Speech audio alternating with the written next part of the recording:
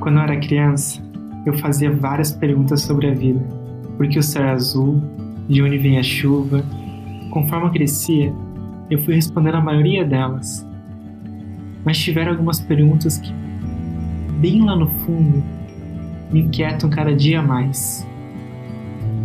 Qual é o valor do tempo? Como ter mais tranquilidade? Como me adaptar às situações difíceis? Como ser um profissional melhor? Como ser mais calma e confiante? Como vencer o medo, a insegurança? E quanto a viver em sociedade, em família, ainda me perguntei: como educar os meus filhos? Que valores devo ensinar para eles? Por que eu brigo com as pessoas que eu amo? Do que são feitos os sentimentos e as emoções? Quais as causas da tristeza e do pessimismo? Se dinheiro não traz felicidade? O que é ser feliz? E tiveram até aquelas perguntas mais profundas: de onde eu vim? Para onde eu vou? Existe vida após a morte? Eu tenho um espírito? Por que eu tenho um espírito? Existe uma lógica por trás de tudo isso? Qual o objetivo da minha vida? Quem sou eu? Quem sou eu? Quem sou eu? Quem sou eu? Quem sou eu? Quem sou eu? E aí, você já se fez essas perguntas? Olhe para dentro. O que está pensando? O que está sentindo? Foram com perguntas como essas que milhares de pessoas iniciaram seus estudos de logosofia. Essa ciência foi criada por Carlos Bernardo González Pecotti em 11 de agosto de 1930 na Argentina. E é justamente para comemorar os 90 anos de sua obra que a Fundação Logosófica está lançando um portal que reúne diversos vídeos, palestras e artigos que tratam sobre essas e muitas outras perguntas. Acesse agora logosofia.org.br. Além destes conteúdos, lá você poderá conhecer ainda mais sobre a logosofia, baixar gratuitamente os livros do autor, acessar o calendário de palestras públicas da Fundação e ainda poderá conhecer a pedagogia logosófica, aplicada em diversas escolas no Brasil, na Argentina e no Uruguai.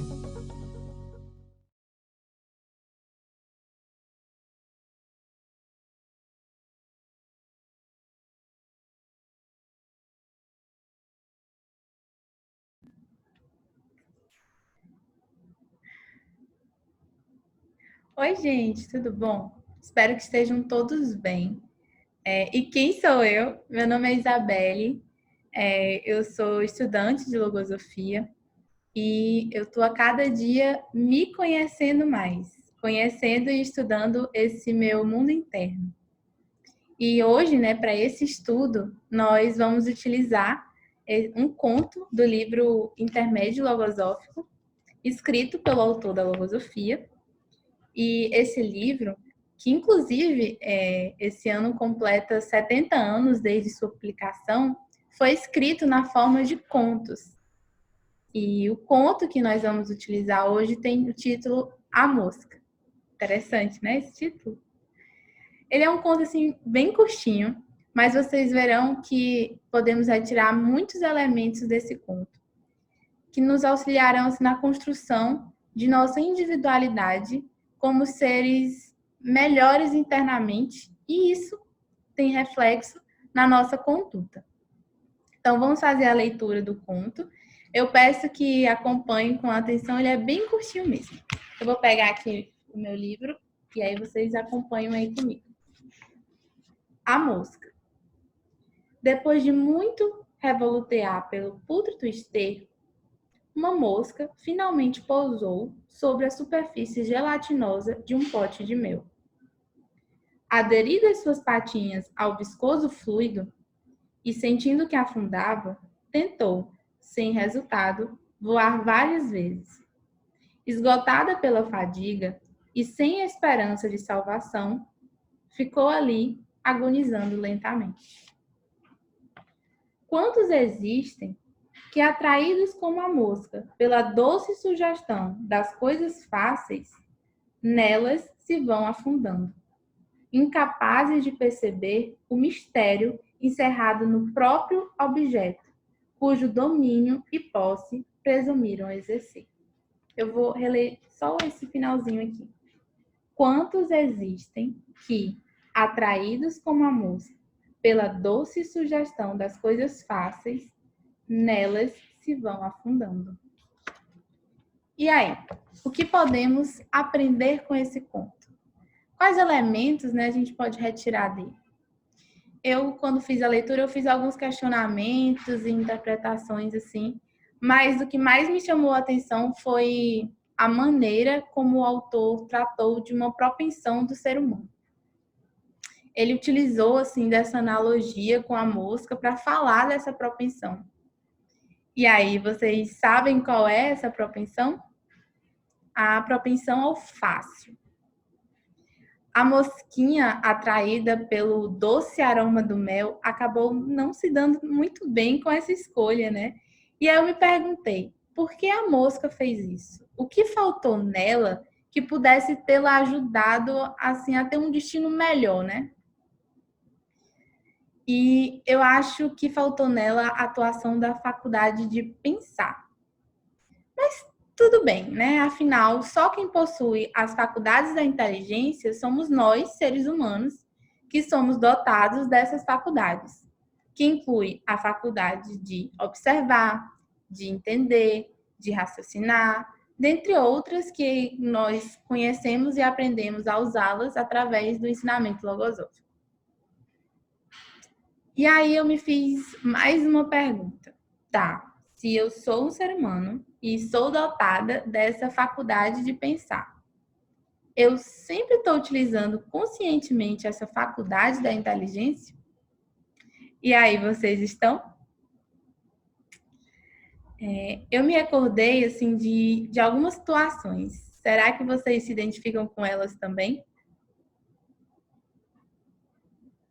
Quando eu tenho um problema ou uma situação difícil, como eu me posto diante disso, né? Eu busco maneiras de superá-los, tento aprender com o problema, tento não fugir daquilo, ou eu finjo que ele não existe, tento delegá-lo a outra pessoa, esperando que o outro solucione aquilo para mim. E assim eu não tenho que me preocupar com nada, não tenho que me esforçar para enfrentar aquele problema. Sabe aquele famoso jeitinho brasileiro de tentar dar uma burlada em tudo e se dar bem? Um exemplo. Eu tenho que falar uma coisa assim bem chata com tal pessoa para conseguir dar andamento a um projeto. Um exemplo, né, gente? Aí já pegaram assim o celular, lembraram que tinham que falar com a pessoa, mas preferiram dizer assim, mais tarde eu faço isso. Ou então, não vou fazer isso não, por que tem que ser eu? Por que sou eu que tenho que fazer isso? Ninguém mais pode fazer isso por mim?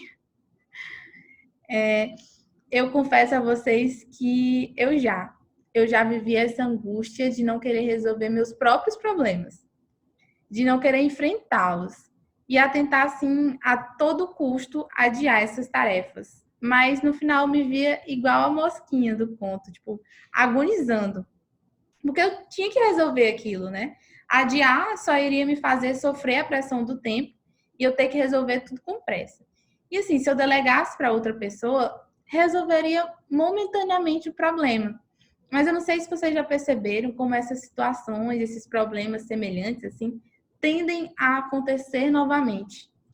E aí, eu vou deixar sempre alguém tomar de conta da minha vida? O que eu preciso conquistar para que eu consiga tomar, né, as rédeas da minha vida? Eu penso assim, o que é que eu tenho que conquistar em mim que me capacite a enfrentar essas situações? E não a querer apenas dar um jeitinho. Porque, óbvio, assim, não é que eu queira dificultar a minha vida. Não, a gente tem que buscar simplificar a nossa vida. Mas até que ponto o mais fácil é o melhor para mim? É o que realmente vai tornar a minha vida mais simples. Uma outra situação que eu recordei foi a quarentena, esse período de isolamento social, né? Que no início eu achava assim que seriam no máximo 15 dias, e aí os dias, os meses foram passando, e eu tô aqui hoje há 10 meses sem aulas da faculdade. 7 meses totalmente em casa devido à pandemia. Então, como ocupar o meu tempo na quarentena?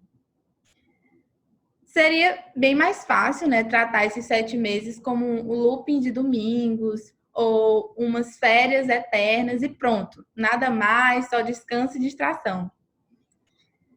E eu novamente confesso a vocês que no início foi assim mesmo. Alguém se identifica? Mas eu vi que era tempo demais da minha vida sendo desperdiçado com distrações. Quem eu quero ser quando a quarentena acabar? A mesma Isabelle lá do início do ano, que não aprendeu nada no ano todo. E aí, sim, quando me perguntarem o que eu fiz na quarentena, sei lá, os meus filhos, os meus netos me perguntarem como foi, eu vou ter algo interessante para falar ou eu vivi esses dias inconsciente, apenas dormindo, assistindo série, comendo? E o que foi que eu aprendi nesse tempo de isolamento? Né? Como foi que eu fugi desse fácil?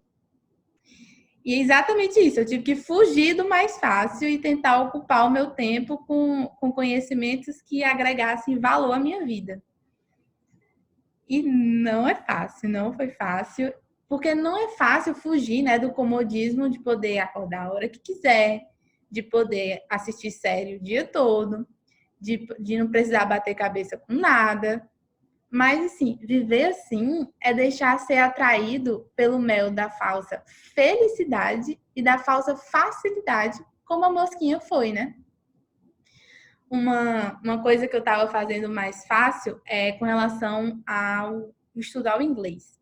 Que eu fazia um curso, né? E com a pandemia o curso se tornou virtual. As aulas se tornaram virtuais. Eu assisti, assim, uma única aula lá no início, que ainda estava meio que em período de teste, e já rotulei que eu não tinha gostado. Parei de assistir às aulas e passei assim muito tempo com esse pensamento errado. E depois, tentando enriquecer esse meu tempo de quarentena, eu resolvi sair do mais fácil, que era ocupar o inglês por minha falta de vontade, e a tentar novamente retornar a esse estudo. Mas eu tinha que me capacitar antes, capacitar a minha mente com novos pensamentos. Pensamentos de que assistir aquelas aulas, né, esse estudo era uma oportunidade e que representava uma preparação para o meu futuro, para que o meu futuro fosse mais feliz. E assim, eu fui estudar muito entusiasmada e estimulada, e vocês não imaginam a minha felicidade nessas aulas. E minha felicidade estudando e conseguindo entender o inglês, já ir compreendendo, conseguir falar, uma felicidade muito grande. Mas que para isso não dure apenas assim uma semana, eu preciso adestrar a minha mente. Quem nunca iniciou um projeto, planejou tudo, estava estimulado, mas depois de pouco tempo abandonou o projeto? Então, para que isso não aconteça, eu preciso fazer esse treinamento mental. Sempre que, no meu caso, bater aquela falta de vontade de estudar ou de assistir uma aula, eu me recordo daqueles pensamentos que eu fixei na mente, né, que era uma oportunidade de estar estudando e que eu estava me preparando para o meu futuro, e aí eu ir lá e estudar e marcar minha aula. E com esse treinamento, sempre que o ânimo e os estímulos decaírem e bater aquela famosa preguiça, a gente está preparado, né, para criá-los novamente. E assim a gente move a nossa vontade e vai lá, assiste a aula e enfrenta aquela situação, né? E aí eu volto a perguntar a vocês, fazer o mais fácil é realmente o melhor para mim?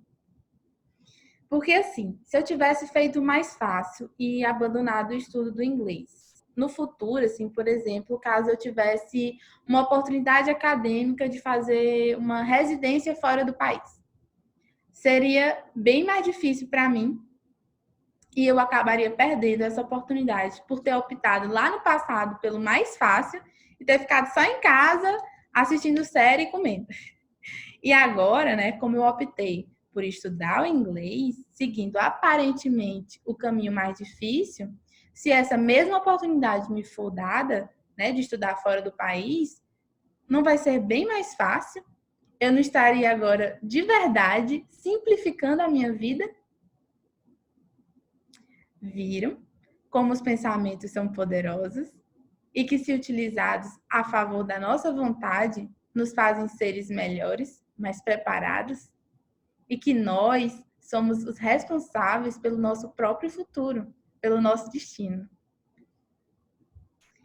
Esse conto, mesmo sendo pequeno, nos traz muitas reflexões, né? E me trouxe questionamentos não só sobre a propensão ao fácil, mas também por que o autor utilizou uma mosca? O que representa o mel? Eu devo me contentar com o esterco?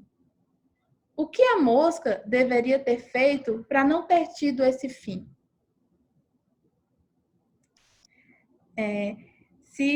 Se você ficou interessado nesse tema ou se algum conceito que eu falei aqui hoje lhe chamou a atenção, o QR Code disponibilizado na tela dá acesso ao site da Fundação Logosófica.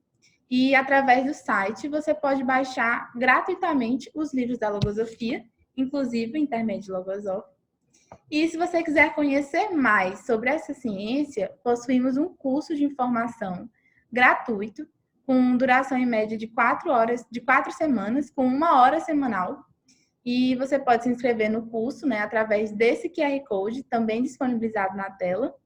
E, no momento, o curso está sendo realizado de forma virtual.